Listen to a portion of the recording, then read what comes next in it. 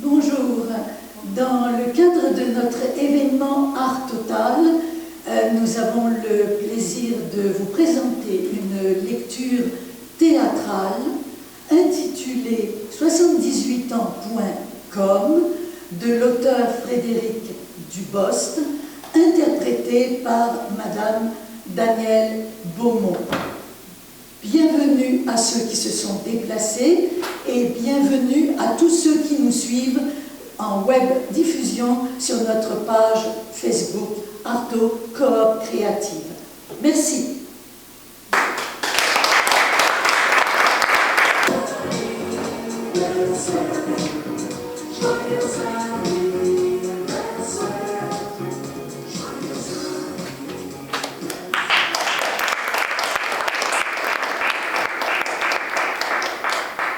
Alors bonjour, je me présente, je m'appelle Odette. Vous l'avez sûrement compris, c'est mon anniversaire. Je déteste. 78 ans aujourd'hui. Je ne trouve pas indispensable de le fêter. Il y a 40 ans, à 78 ans, on était dans la catégorie « Vous êtes encore là ?» On appelait ça le troisième âge. 78 ans. Je ne sais plus vraiment dans quelle catégorie je suis. Quand je me lève le matin qu'il faut dérouler la mécanique, je n'ai aucun doute. Dinosaure préhistorique. Mais quand j'arrive dans la salle à manger et que je regarde autour de moi, je suis une gamine en visite. Ils sont vieux. Ils sont moches, des croulants. Vous me trouvez un peu excessive? J'avoue. Mais comprenez, ce n'est pas parce qu'on est vieux qu'on est obligé de les aimer, les vieux. Quand j'étais jeune, les jeunes m'ennuyaient. Je préférais des gens plus mûrs. Maintenant, c'est l'inverse. Mes anciens jeunes sont devenus très fatigués, mais ce que je n'aimais pas chez eux ne s'est pas amélioré en vieillissant. Un con reste un con. Oh, je suis parfois un peu grossière, mais je n'aime pas appeler un chat un félin pour faire plaisir au petit marquis de la défense du bon usage des mots. Vous avez compris, malgré mes belles déclarations, je vis au milieu d'autres vieux. Ouais. On appelle ça une résidence pour aînés, RPA. La Rolls-Royce des maisons de vieux. J'ai mon appartement, mon indépendance, l'illusion d'être encore chez moi. Au moindre rhume, j'ai une armada de médecins, d'infirmières qui débarquent. Quand je me mouche, je me cache, car j'ai très peur qu'ils me mettent en couveuse. L'objectif de tout ça, que mes enfants aient l'esprit tranquille, voyons, ces pauvres petits, ne pas leur faire un stress en plus. Ils sont tout fiers de dire à leurs amis que leur maman va bien, qu'elle est alerte et encore un peu vivante. La vérité, c'est que ce sont des autruches. Ils ne veulent pas se soucier trop des aléas de l'âge. Leur vraie philosophie, notre mère, elle mourra un jour, mais l'objectif est qu'on ne puisse jamais rien nous reprocher. Ah, je les aime, les enfants.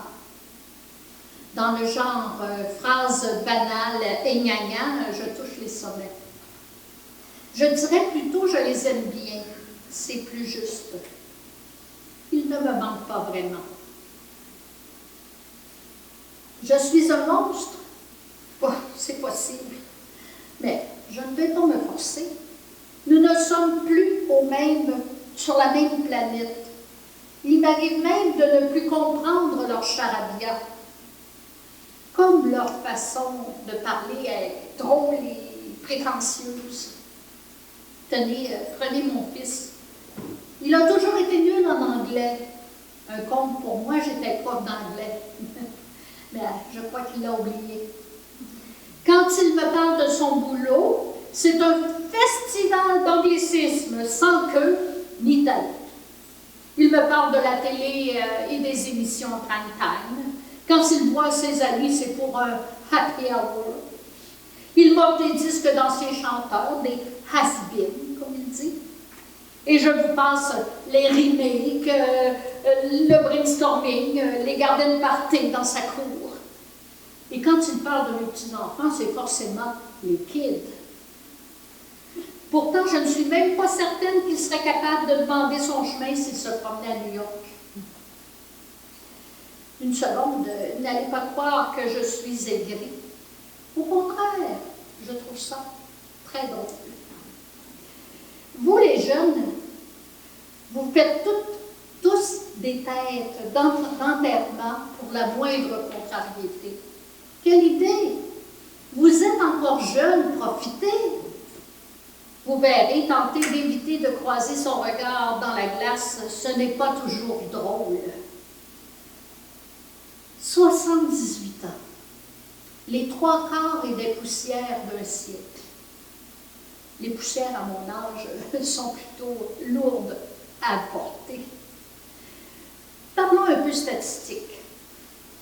Si je suis dans la moyenne, il me reste 4 à 6 ans. Après, ça sera du bonus. Mais la durée n'a finalement aucune importance pour moi. Je les vois dans cette maison. On fête les anniversaires des gens qui ont 95, 98, 104 ans pour la plus âgée. Ben bravo! On applaudit! Tu parles. La plupart ont des bonjours, ont pendant les bons jours quelques heures de lucidité, parfois même pas. Des machines au ralenti qui ne parlent pas, qu'on nourrit, qu'on lave, qu'on lève, qu'on couche. Ce n'est pas ça, la vie. Ma dernière heure, je ne veux pas la vivre affalée devant un poste de télévision dans une salle commune. Je veux qu'elle arrive dans un rire, dans un sourire, ou en dégustant un bon vin. Oh, mon péché mignon, ma gourmandise. Sentir le vin couler dans son corps et puis tout s'arrête. Pas mal comme scénario.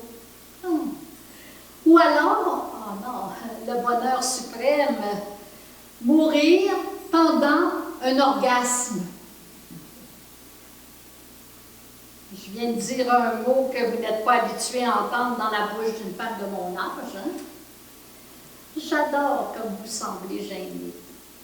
Mais ce n'est pas un gros mot. Et puis j'ai connu ça avant la plupart d'entre vous. J'avais un peu moins de 30 ans, en 70. Les hommes, il faut que je vous en parle, surtout pour les plus jeunes. Vous donner quelques points de repère qui pourront vous servir. Pour vous aider, je vais vous donner quelques grandes catégories. Il y a les timides. Il ne faut pas qu'il le reste trop longtemps, mais au début, ça a son charme. Chez toutes les femmes, il y a une institutrice qui sommeille. Alors, les mettre en confiance pour devenir des élèves acceptables, certains jours, c'est un délice. Et quand vous tombez sur un élève doué, ou même surdoué, l'effort de formation est récompensé. Je me défendais pas mal comme formatrice. Aujourd'hui, vous appelez ça des cougars. Vous croyez quoi? Que c'est nouveau?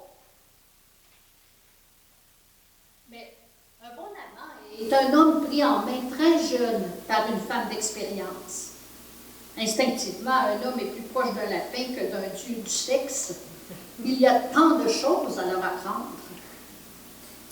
Continuons la revue des profils. Il y a les blasés.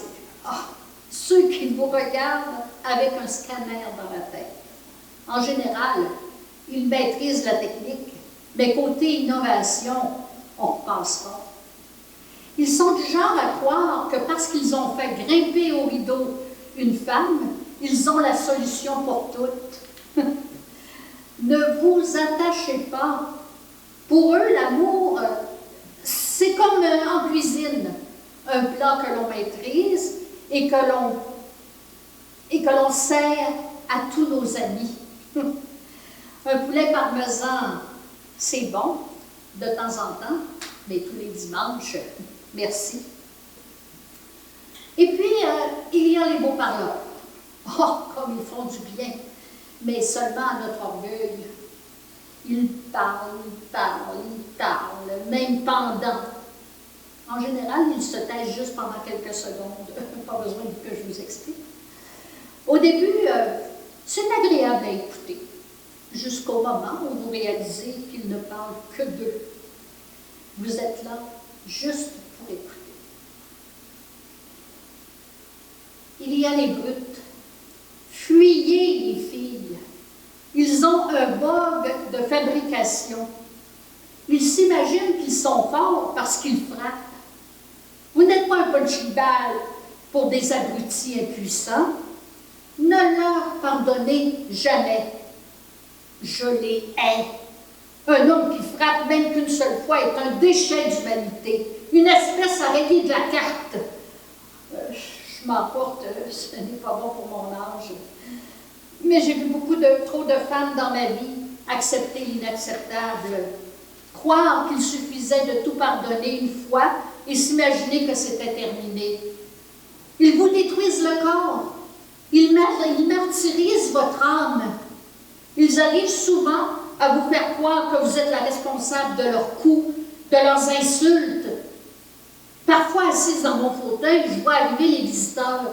Je les remarque tout de suite, ces ordures, ces monstres. Même si je n'ai plus les jambes pour le faire, je rêve de courir après eux dans le parc puis de leur exploser les couilles. Oh, pardon, je suis vulgaire, ça me défoule. Bon, je respire un peu. Excepté cette dernière catégorie, je vous aime, les hommes. Même ici, certains sont attendrissants. Ils mettent à nouveau une cravate pour courtiser une vieille dame d'une chambre voisine. Ils vont à la messe pour accompagner leur belle. Certains même s'écartent pour vous laisser passer. Il y en a d'autres qui font du charme au personnel, aux infirmières. Un peu ridicule, mais ils sont quand même mignons. Bon, j'arrête, je commence à m'attendrir un peu trop. La réalité est plus crue. Les hommes, même ici, restent des hommes. Une petite qui passe avec un joli popotin et il ne contrôle plus rien. Ah, moi et les hommes. Je pourrais vous en raconter. Vous avez le temps? Mais maintenant, vous voyez devant vous une dame respectable et défraîchie. Pas le choix. On peut lutter par tous les moyens. Pourtant, un jour, la pesanteur nous rattrape. La peau se barre dans tous les sens. Les seins vont papoter avec le nombril. La foufoune se vide. Quand j'évoque mon corps, je ressens comme un malaise. Les vieux ont encore un corps. Que vous le vouliez ou non, nous ne sommes pas encore qu'une âme. Notre corps nous fait souvent des misères, des petites douleurs, une tendance régulière à rester coincé, mais il nous reste de jolies émotions. Quand je parcours un livre évocateur, quand je suis devant un film avec une scène un peu chaude, vous croyez quoi? Nous sommes comme tout le monde. Les images défilent. Bon, je me perds un peu. Je parlais de moi, oui. Et oui, j'ai été une femme qui attirait le regard des hommes. Je ne vous parle pas des gros lourds qui vous regardent comme une côte de bœuf à déguster, là. Non, non. Je vous parle des hommes éduqués qui laissent déraper un regard léger. Juste un hommage qui flatte. J'ai toujours aimé l'amour. Je n'étais pas une sainte. Je n'ai d'ailleurs jamais compris pourquoi il fallait refuser les belles tentations de la vie.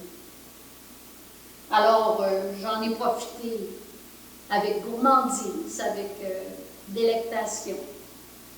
Pourquoi refuser le plaisir? Pourquoi attendre plus tard? Plus tard, j'y suis. Je vous assure que les moments de plaisir sont plus rares et plus compliqués à attraper. Ils se limitent souvent à un dessert pas trop raté, à des rires d'enfants trop rares, à un rayon de soleil sur notre vieille peau. Il faut aussi que je vous parle de la maison où j'habite. Une maison, mais non, c'est comme un hôtel. J'ai un appartement dans un hôtel, la classe. Du moins à l'extérieur. À l'intérieur, tout est fonctionnel, propre, pratique. Une maison de vieux, quoi. Comme une colonie de vacances pour enfants, mais les rires en moins. On mange dans des assiettes blanches, des couverts en inox, des couteaux qui ne coupent rien. De toute façon, il n'y a pas grand-chose à couper. Hein? Il m'arrive de penser qu'ils ont embauché des mastiqueurs pour préparer notre repas. Oh, ce n'est pas mauvais. C'est bad. Pas de sel pour nos artères, pas de sucre pour notre diabète, pas d'alcool pour notre santé, pas de sauce pour la digestion. Vous voyez le genre? Le même régime que pour les sportifs qui préparent une compétition. En dehors de notre fameux hôtel, tout le monde se moque de notre vie. Mais ici, on dirait qu'il y a une compétition pour nous faire vivre le plus longtemps possible. Je me demande parfois si les diététiciens de chaque RPA n'ont pas des objectifs et des primes pour le nombre de centenaires dans leur maison. Rien que pour les emmerder, je voudrais mourir à 99 ans et 11 mois. Je suis aigrie? Pas du tout. Je voudrais juste que l'on remette le curseur au bon endroit. Mourir vieux, pourquoi pas? Mais vivre heureux, c'est tellement plus fort. À mon âge, pourquoi me refuser un peu de folie? J'ai envie de boire un apéro avant de passer à table, de boire du champagne pour les bonnes nouvelles et pour accompagner ceux qui partent, de fumer une cigarette de temps en temps, et pourquoi pas de me payer un cigare avec un bon fond de cognac. Je vais me ruiner la santé. Et alors? Je vais perdre quelques mois d'espérance de vie, faire chuter tes statistiques. Je t'offre 1 mois d'espérance de vie si tu m'apportes un bon steak avec un Bordeaux. Je peux vous le confier. J'ai 2 ou 3 trucs planqués dans mon appart. Quelques bouteilles et sucreries apportées en cachette par mes petits-enfants. C'est plus facile avec mes petits-enfants. Ils sont encore à un âge où on aime jouer avec le feu. Mais les petits filous, quand je leur rembourse leurs achats, ils n'oublient pas leurs frais de livraison. Je ne suis pas en position de négocier et ils en profitent. De toute façon, je ne vais pas partir avec mes quelques économies. Autant s'offrir un peu de plaisir de vivre, car ici, la mort est partout. Vous allez me détester, mais j'ai un petit jeu, un peu sombre, mais qui me fait passer un peu de temps. Il m'arrive souvent de faire des paris sur les semaines, les jours qui restent à une voisine, à un voisin. Tiens, je vais partir un loto sur le sujet. Faites vos jeux! À ma gauche, Germaine, 87 ans et bientôt moins de 50 kilos. Je lui donne moins de 15 jours. Qui tient le pari? De quoi mettre un peu d'ambiance dans le corridor. La mort n'arrive pas toujours par surprise. Parfois, elle se pose comme un masque sur le visage. Tout le monde le voit, mais personne n'en parle. Quand il est là, en a-t-on conscience? Je vous parle, et certains d'entre vous le voient peut-être, le masque sur mon visage. On me donne combien de semaines, de mois chez les bookmakers? Le masque ne vient pas par hasard. Il est souvent précédé d'un abandon. Comme ces cyclistes qui mettent pied à terre, ils décident un matin que la route est terminée. Oh, les médecins se précipitent avec leurs pilules, leurs remèdes, leurs traitements. Ils se battent. Mais foutez-nous la paix. On a le droit de rendre les armes, non? Un matin, on se réveille en se demandant pourquoi on est encore là. On n'a plus d'envie, plus de désir. Pourquoi vivre si on n'attend plus rien de la vie? Vous trouvez probablement que je suis morbide. Vous ne pouvez pas comprendre. Quand on rentre dans le dernier quart, dans la dernière étape, la mort n'est pas un drame. C'est juste une voisine très présente certains jours, parfois discrète, mais qui n'est jamais loin. Personne ne parle d'elle, mais tout le monde lui parle. Moi aussi, je lui parle. Laisse-moi encore un peu de temps, j'ai encore des envies, des attentes, va prendre ton potage chez ceux qui n'attendent plus rien. Oui, eux là-bas, là, ils n'existent plus, ils sont transparents. Ce n'est pas si simple, cette chienne de mort n'est pas très obéissante. Je m'emporte et je me fatigue. J'ai besoin de me reposer un peu. Dans ma tête, je me crois toujours assez forte pour gesticuler, marcher toute la journée, mais la carcasse accuse son âge. Bon, je vous disais que je vis dans un hôtel. C'est vrai. Un établissement très bien, propre à propre, avec un personnel qui fait ce qu'il peut pour faciliter la vie. Ce n'est pas évident de s'occuper de Dieu comme nous. Surtout qu'ils doivent tenir la cadence. On vous parle toujours de ce que les vieux coûtent. On ne vous parle jamais de ce qu'ils rapportent. Je suis vieille mais pas stupide. 4 000 $ par mois. C'est ça que ça me coûte pour rester ici. Quelle est la marge de profit? Pourquoi vous croyez qu'autant d'investisseurs mettent leur argent là-dedans? Par grandeur d'âme? L'investissement est rentable. Tout le monde a intérêt à nous garder longtemps. Nous mourrons très lentement et ils grossiront très vite. Et tout ça sans la moindre vague qui se soucie de ce qui se passe derrière nos murs. Regardez notre hôtel, une belle bâtisse, un beau parc, des hectares de loin de tout. Pas simple de nous trouver. Nous sommes planqués derrière la zone industrielle. Une prison dorée, mais nulle part où aller. Même ceux qui ont de bonnes jambes finissent par renoncer. Nous serions au milieu d'un village, d'une petite ville. Nous pourrions au moins continuer à regarder la vraie vie. Ici, nous n'avons que les fleurs et les arbres du parc comme paysage. Ah oui, dans le parc, il y a des cygnes.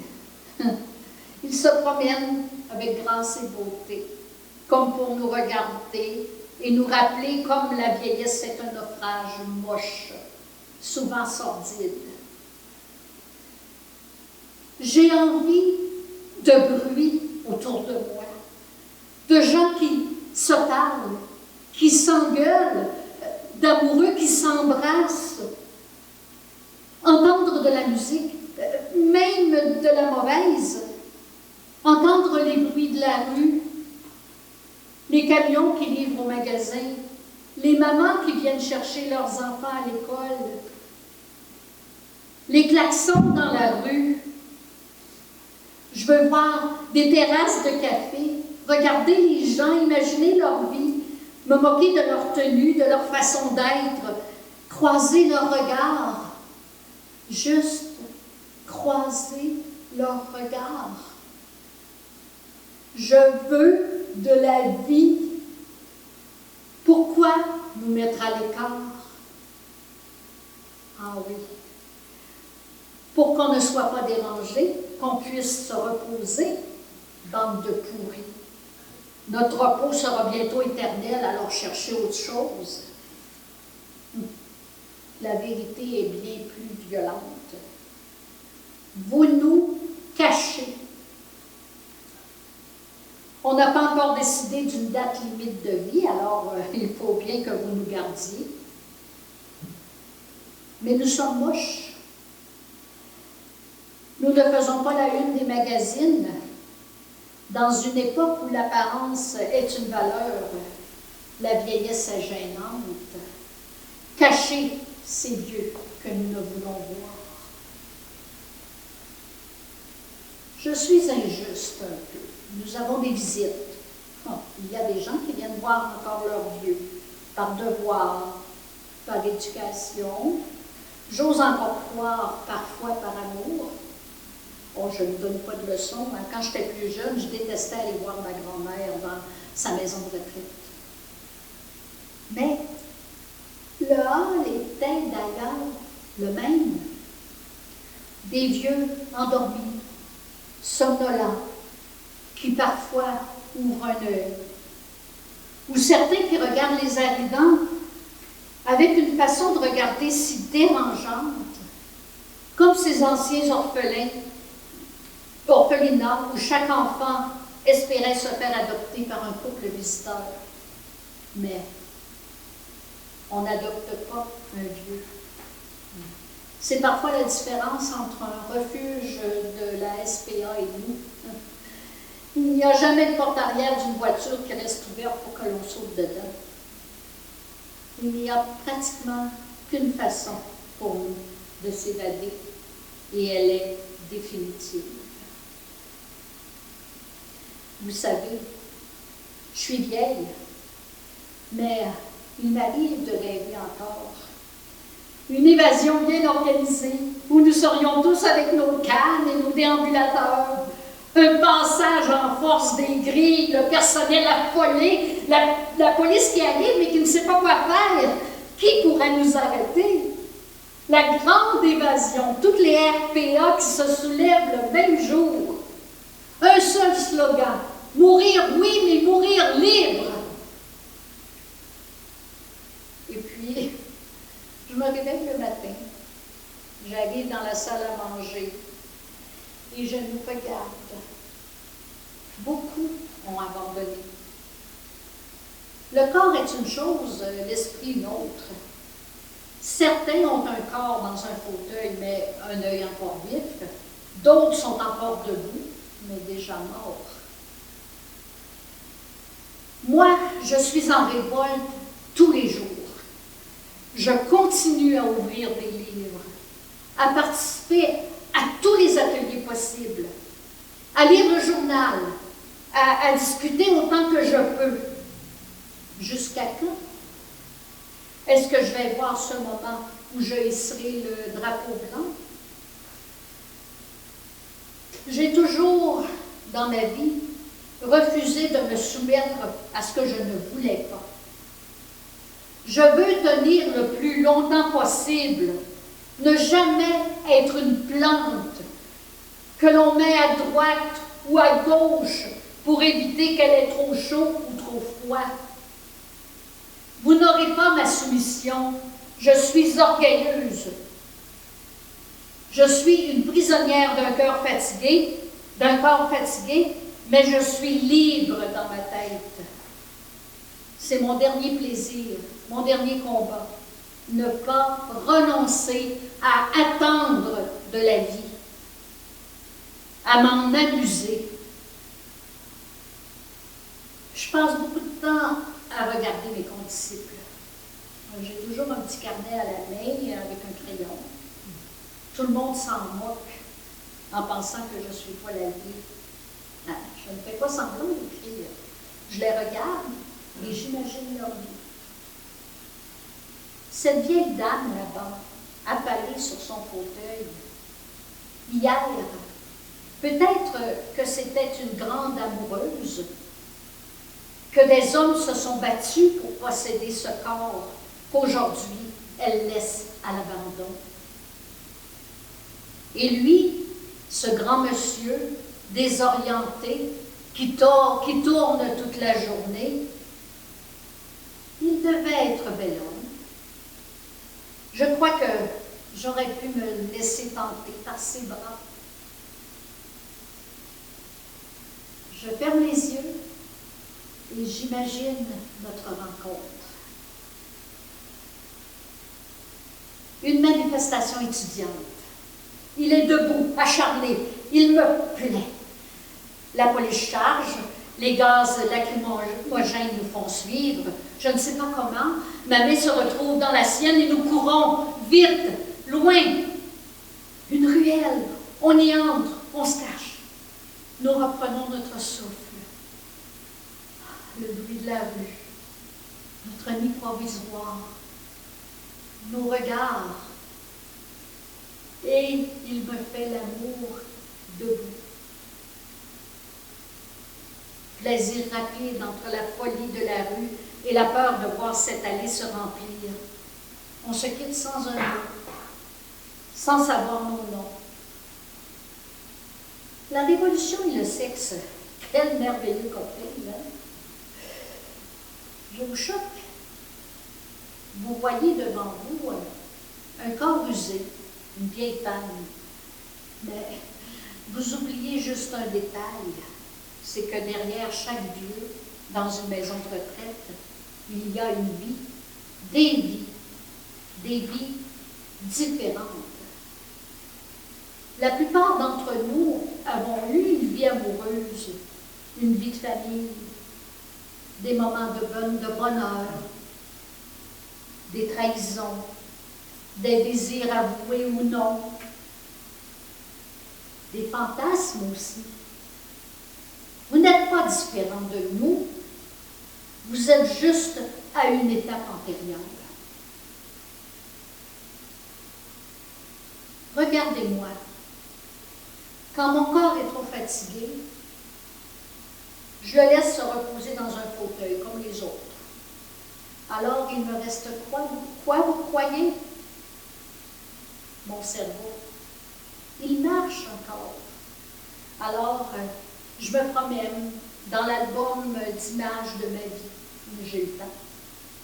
Vous verrez, la mémoire est sélective. Les rages de dents et les douleurs des accouchements s'effacent très vite. À quoi bon revenir dessus? Mais les belles émotions d'une vie sont là, bien classées. J'ai été une jeune maman et j'ai encore dans les narines l'odeur de mes bébés après le bain. Ces minutes de communion où les yeux d'un enfant vous transmettent un message d'amour éternel. Éternel. On parle peu d'éternité dans une maison de retraite. Le temps nous paraît déjà si long. Certains vont à la messe, par conviction pour passer un moment.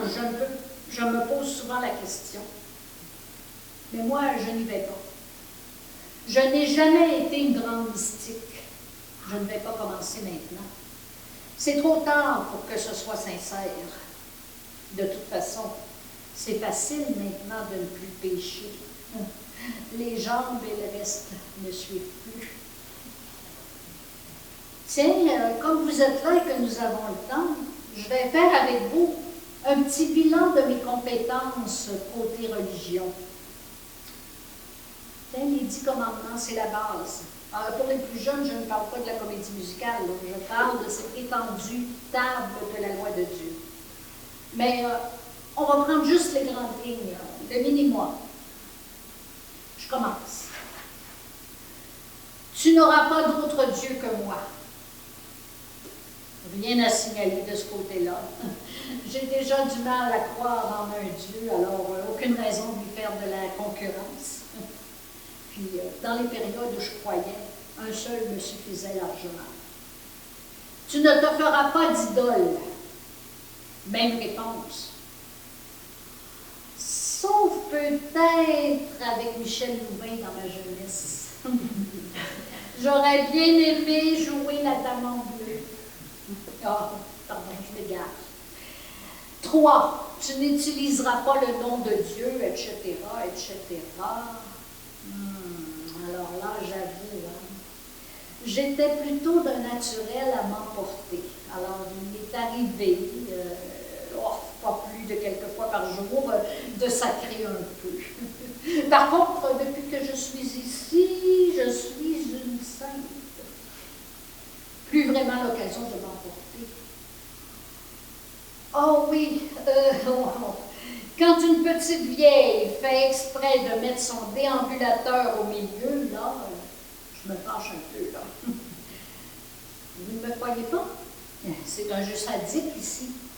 Ils se gardent n'importe comment. Comme s'ils étaient jaloux qu'on soit capable de marcher avec juste une canne. Les vieux ne sont pas tous gentils, vous savez. Je suis bien placée pour le savoir.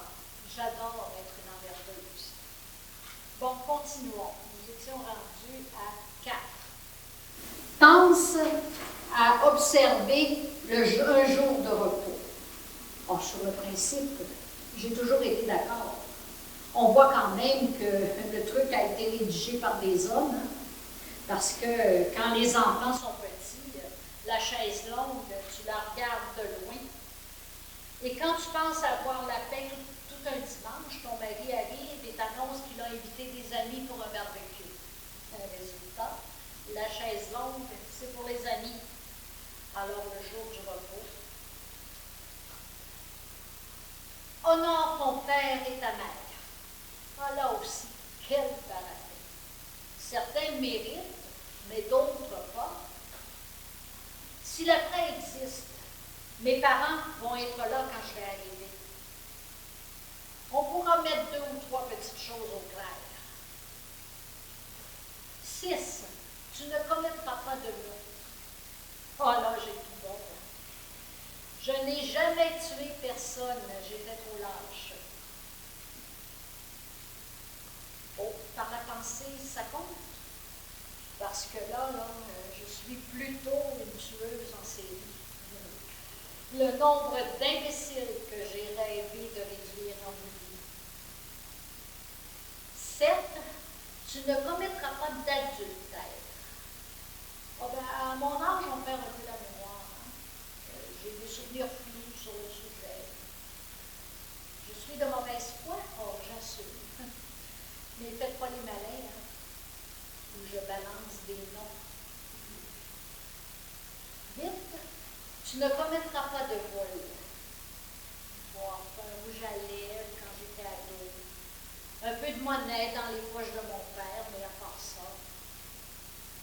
On parle toujours des petits voleurs de pommes, mais si Dieu a une bonne vue, il va faire passer un sale quart d'heure à quelques gros monnaies, j'espère. On fait une liste.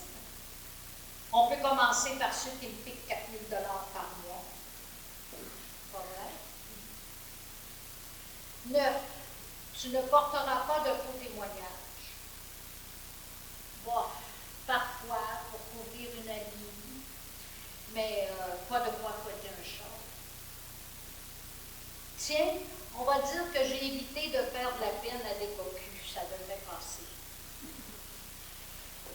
10. Tu ne convoiteras pas la maison d'un autre, sa femme, etc. Encore un texte d'un homme pour un autre. Hein? De ce côté-là, je suis tranquille. Je n'ai jamais convoité la femme d'un ami. C'est pas mon truc. Un mari, je ne dis pas, mais ce n'est pas précisé. Alors, grosso modo, je ne devrais pas m'en tirer trop mal. Si ça existe, leur truc, naturellement. Vous voyez, à n'importe quel âge, on se rassure comme on peut. Mais quand la ligne d'arrivée est proche, savoir comment est le paysage après occupe un peu plus l'esprit. Bon, il y a un moment que je vous parle, vous êtes polis et vous chialez pas trop. Mais j'ai été jeune, je me souviens qu'à votre âge, on s'en lasse vite.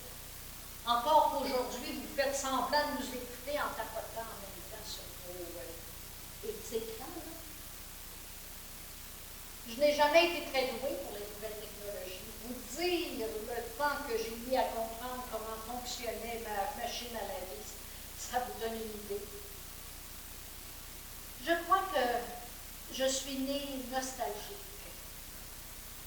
Une idée saugrenue qu'on allait tous dans le mauvais sens. Faites attention les jeunes. On grignote vos libertés.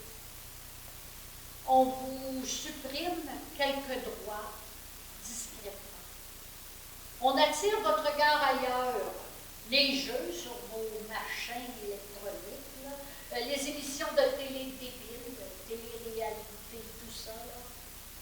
Et le temps de retourner la tête, vous êtes un peu moins libre, un peu moins riche. Les filles surtout, faites attention. Vous penserez à moi quand vous n'oserez pas mettre une jupe trop courte. Il y a 50 ans, mes mini-jupes étaient à peine plus longues qu'une ceinture. Oh, il y en avait quelques-uns pour protester, mais la plupart prenaient bien trop de plaisir à nous gonfler les jambes. Et puis, on en a gagné des droits. Le droit de vote, la pilule, l'avortement, le droit d'avoir un travail, un compte en banque sans rien demander à personne. Mais ouvrez bien les oreilles. Vous devriez entendre. Oui, oui, cette petite musique. Je suis presque sourde, mais elle résonne un peu en moi. Entrez chez vous, les filles. Vous prenez le travail de ces pauvres hommes aux casseroles. Vous n'entendez pas? Alors c'est grave. Ils vont vous bouffer toutes crues.